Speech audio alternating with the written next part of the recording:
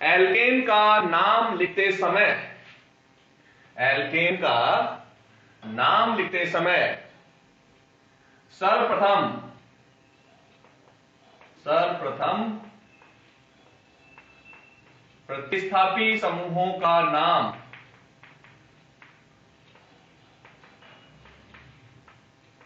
अंग्रेजी वर्णमाला क्रम में कार्बन संख्या के साथ लिखा जाता है। प्रतिस्थापी समूह का नाम अंग्रेजी वर्णमाला क्रम में कार्बन संख्या के साथ लिखा जाता है। उसके पश्चात मुख्य कार्बन श्रृंखला का नाम, मुख्य कार्बन श्रृंखला का नाम व अंत में प्राथमिक अनुलग्न एन, इन अथवा आइन,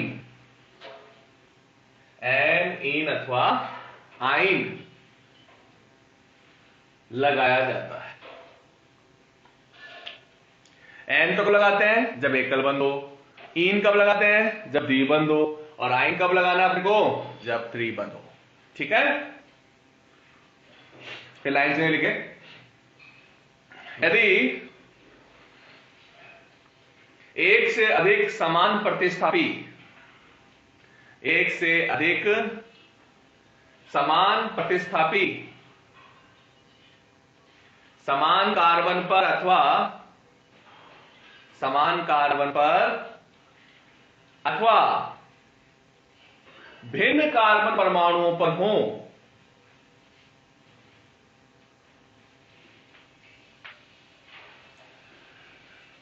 तो उनकी कार्बन संख्या लिखने के पश्चात, उनकी कार्बन संख्या लिखने के पश्चात दो समान प्रतिस्थापियों के लिए डाई, दो समान प्रतिस्थापियों के लिए डाई, 3 के लिए ट्राई, 4 के लिए टेट्रा, 5 के लिए पेंटा, 6 के लिए हेक्सा लिखा जाता है। 2 के लिए डाई, 3 के लिए ट्राई, 4 के लिए टेट्रा, 5 के लिए पेंटा और 6 के लिए हेक्सा लिखा जाता है। संख्याओं के मध्य कोमा, संख्याओं के मध्य कोमा तथा संख्या व नाम के मध्य डैश लगाया जाता है। संख्या व नाम के मध्य डैश लगाया जाता है। डैश लगाया जाता है। ये पॉइंट चेक करो।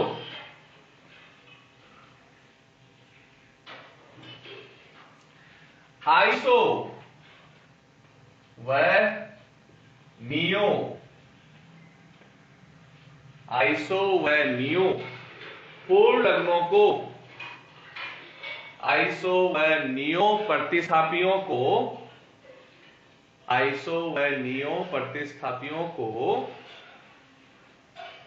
अंग्रेजी वर्णमाला क्रम में ही लिखा जाता है। अंग्रेजी वर्णमाला क्रम में ही लिखा जाता है। मतलब आइसो और नियो शब्द जो है वो अपन अंग्रेजी वर्णमाला क्रम में देख के उसके अनुसार उनको वरीयता देते हैं। ठीक है,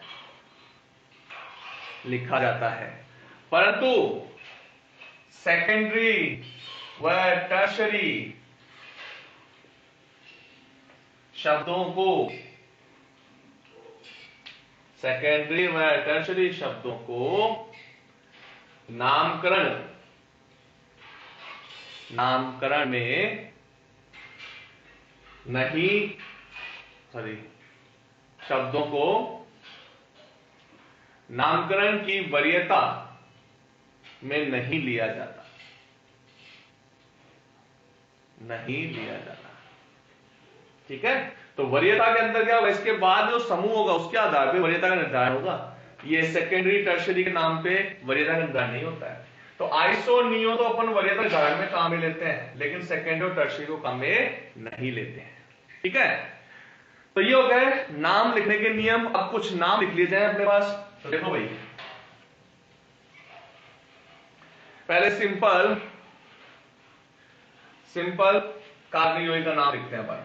सबसे सिंपल मैंने लिखा CH3 CH CH3 C CH2 CH3 CH and CH2 CH3। ठीक है, तो अपन ने सबसे लंबी कार्बन श्रृंखला कितने कार्बन मिली भाई, 5 कार्बन की। हर तरीके से 5 की आ रही है, तो मैंने ये 5 कार्बन की सीधी श्रृंखला ले ली। अब इसका अंकन करना है, तो अंकन किस सिरे से करें, जिस सिरे से प्रतिस्थापी को न्यूनतम अंक मिले।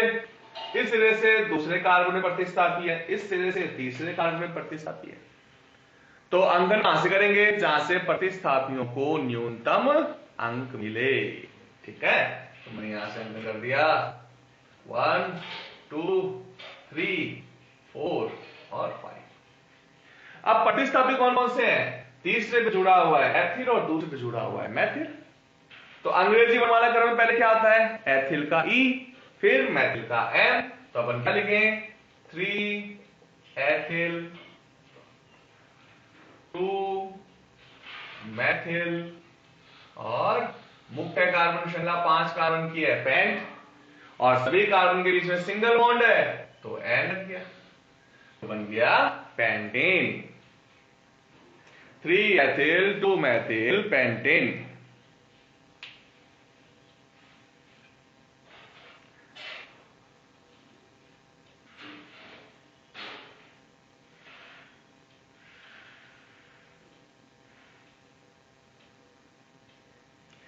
कोई बात नहीं, आप टाइप कर दिया करो, टॉपिक आगे चला भी जाएगा तो भी मैं जो है आपको बता दूंगा। ठीक है, और माइक्रोफोन ऑफ करना जरूरी है, क्योंकि काफी सारे स्टूडेंट का पता नहीं चलता है, बीच बीच में डिस्टर्बेंस होता रहता है। क्योंकि स्टार्टिंग के अंदर अपन ने माइक्रोफोन ऑफ नहीं किए थे, तो उस टाइम पे क्लास के अंदर बहुत डिस्टर्बेंस हुआ था। इसीलिए हम लोग क्या करते हैं, माइक्रोफोन को ऑफ करके रखते हैं। और आप टाइप करिए, अगर टॉपिक आगे भी चला गया है तो कोई बात नहीं, आपको समझाएंगे। आप बताओ कौन सा टॉपिक समझ में नहीं आया। और माइक ऑफ करने का रीजन केवल एक ही है, क्योंकि कई स्टूडेंट ऐसे होते हैं जो अपने फ्रेंड्स को या किसी और को सेंड कर देते हैं लिंक, और उसके बाद फिर क्लास में डिस्टर्बेंस क्रिएट होता है।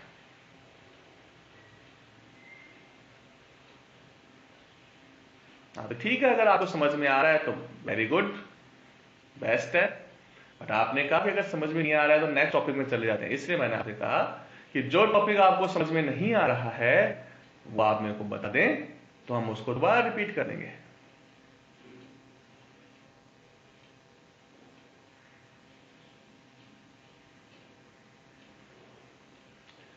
कोई भी स्टूडेंट जिसको अगर समझ में नहीं आ रहा है तो मेरे को बताए।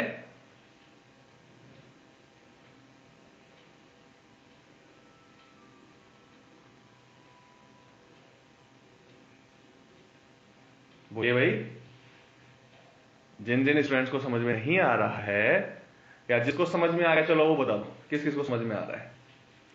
योगिता, अभय, अमन शर्मा, दक्षिता, हर्षिता, हेमंत, हिमांशु, ईशा, मनस्वी,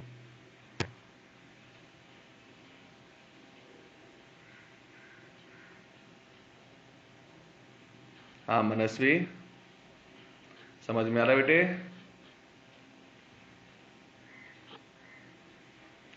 देन नरेंद्र सिंह चौहान, प्रणव, रश्मि, ऋचा, सती ने तो बता दिया कि आ रहा है उसको, सिद्धार्थ, ताइबा, तुलसी, यश, योगेश और जतीन। बोलिए बेटे, आप में से और कौन कौन है जिनको समझ में कौन है। ऋचा थोड़ा थोड़ा आ रहा है, नरेंद्र सिंह को नहीं आ रहा है, अमन शर्मा को आ रहा है, तो नरेंद्र आ रहा है, योगेश को भी। नरेंद्र आप बताइए आपको क्या चीज समझ में नहीं आई है, क्योंकि जब तक पता नहीं चलेगा कि क्या चीज समझ में नहीं आया है तब तक उसको हम आगे क्लियर नहीं कर सकते। ताइबा आ रहा है, यश थोड़ा थोड़ा आ रहा है, ओके। क्योंकि अगर मेरे को यहाँ पर ये पढ़ते समय बार बार मैं आपका ये चेक करता रहता हूँ कि कौन ने क्या मैसेज कर रहा है, तो अगर किसी का ये होता है कि भाई मेरे को समझ में नहीं आ रहा है तो बता सकता है। समझ आ रहा है, ठीक है।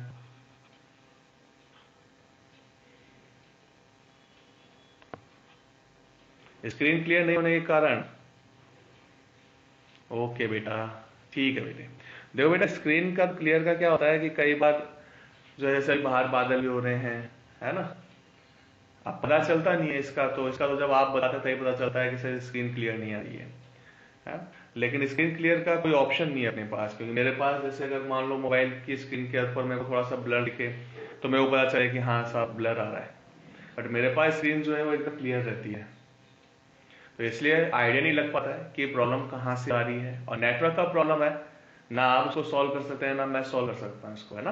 तो ऐसे केस के अंदर आप वापस एक बार रिमूव होके वापस एडिट हो जाया करो, ठीक है, या 2 मिनट वेट किया करो और वीडियो स्क्रीन जो उसको एक बार ऑफ करके वापस ऑन कर लिया करो।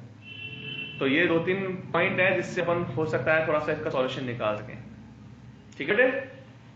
चलिए, तो ये हो गया अपने पास 3 एथिल 2 मेथिल पेंटेन। एक और एग्जांपल फटाफट कर लेते हैं अपन। देखो, मैंने कार्बन श्रृंखला लिखी CH3 CH2 C CH3 CH3 CH and C2H5 CH CH3 then CH2 and CH3, ठीक है भाई। अब देखो यहां पर अपन बात करें कि भाई कार्बन श्रृंखला देखनी है अपने को कि कौन सी कार्बन श्रृंखला जो है वो अपने को लेनी है। सपोज करो यहां भी मैंने CH3 लगा दिया, ठीक है ना। अब अपने को बताना है कि कार्बन श्रृंखला, सबसे लंबी कार्बन श्रृंखला कौन सी ले। तो देखो 1 2 3 4 5 6, 1 2 3 4 5, 1 2 3 4 5 6 कार्बन की 2 सबसे लंबी श्रृंखलाएं आ रही है, ठीक है। 6 कार्बन परमाणुओं की 2 श्रृंखलाएं प्राप्त हुई हैं। अब सबसे लंबी श्रृंखला कौन सी लें? सीधी श्रृंखला लें। मान लो सीधी श्रृंखला लेते हैं तो इसमें कितने प्रतिस्थापी समूह आ रहे हैं? 1 2 3 और 4। और अगर मान लो ये वाली कार्बन श्रृंखला लें,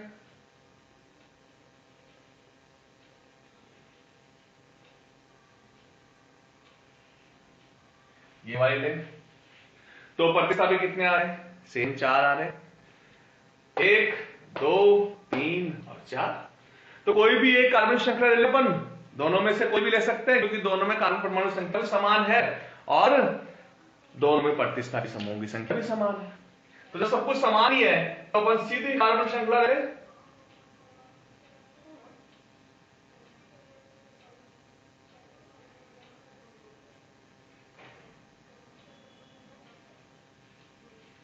तो अपन ने ये सीधी कार्बन श्रृंखला जो है मुख्य कार्बन श्रृंखला के रूप में ले लिया। अब देखो यहां प्रतिस्थापी की बात करें तो ये कौन सा प्रतिस्थापी है? मेथिल, M से स्टार्ट होता है। ये कौन सा प्रतिस्थापी है? एथिल, E से स्टार्ट होता है। ये प्रतिस्थापी वापस मेथिल है, M से। और सबसे इंटरेस्टिंग, ये कौन सा प्रतिस्थापी है भाई? कौन सा प्रतिस्थापी है ये है आइसोप्रोपेल। आइसोप्रोपेल, ठीक है। अब नंबरिंग की बात करें तो नंबरिंग तो इस साइड से होगा, सेकंड कार्बन में प्रतिस्थापी है, जबकि यहां से तीसरे कार्बन पे आ रहा है। तो नंबरिंग कर दिया मैंने 1 2 3 4 5 6। अब नाम लिखना है अपने को, 1 से 6 हो गए अपने पास प्रतिस्थापी। अब अपने को, हाँ किसने क्या कहा भाई? आइसो क्यों दिया इसे? क्योंकि अपने पास अपन ने बताया था अगर 3 कार्बन की कोई श्रृंखला होती है जिसमें एक वैलेंसी जो है, अरे यार ये जल्दी से आता भी नहीं है, हाँ मैंने बताया ना कि ये जो है 3 कार्बन की श्रृंखला है, तो यहां पर अगर इस कार्बन की एक संयोजकता खाली छोड़ दें तो इस समूह को आइसो बोलते हैं। अब देखो यहां पर जो संयोजकता खाली की थी वो किसके साथ जुड़ गई, इस मुख्य कार्बन श्रृंखला के साथ जुड़ गई ना, इसलिए यहां पर इस समूह के लिए अपन ने आइसो शब्द काम में लिया है। ठीक है, यहां पर क्या शब्द काम में लिया अपन ने, आइसो। क्यों लिया आइसो शब्द काम अपन ने, क्योंकि ये जो समूह होता है जिसमें 3 कार्बन की श्रृंखला है और एक कार्बन की एक वैलेंसी एक संयोजकता मुक्त अवस्था में रहती है, उसके लिए हम आइसो शब्द काम में लेते हैं। ठीक है, तो ये हो गया आइसोप्रोपाइट। अब नामकरण करना है तो नामकरण अंग्रेजी वर्णमाला क्रम में करेंगे। तो पहले क्या आएगा, एथिल का ई आएगा, उसके बाद आई आएगा, उसके बाद एन। तो क्या लिखें भाई, 3 एथिल 3 आइसो प्रोपिल। फिर देखो अपन नंबर और नाम के बीच में डैश लगा रहे हैं, ध्यान रखना, और 2 नंबरों के बीच में जैसे लिखा मैंने सेकंड पे मैथिल और चौथे पे मैथिल है, तो 2 4 2 नंबर के बीच में कोमा 2 4 डाई मैथिल। अब मुख्य कार्बन श्रृंखला कितने कार्बन की है, 6 की, तो हेक्सेन हो गया अपने पास। ठीक है, तो 3 एथिल 3 आइसोप्रोपिल 2 4 डाइमेथिल हेक्सेन। ठीक है बेटा, तो ये इसका आईपीसी नेम हो गया। बाकी अपन इसकी प्रैक्टिस करेंगे कल। ठीक है, क्योंकि अभी क्या इस ऐप में बहुत प्रॉब्लम आती है, जल्दी से कुछ ओपन नहीं होता है। जैसे एक बार उसमें चल जाते हैं चैट बॉक्स में तो वापस आता नहीं है जल्दी।